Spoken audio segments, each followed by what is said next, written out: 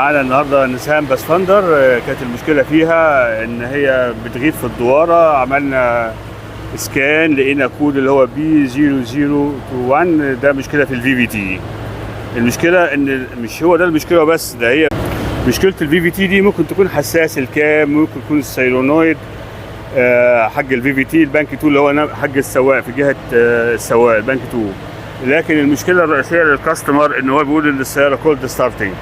احنا طلعنا بالسياره عملنا رود تيست السياره، برضو ضخ البنزين مش مظبوط في السرعات العاليه، ما بتسحبش سحبها كويس، بس الخليط بيوصل ان هو يبقى بور او لين ميكتشر.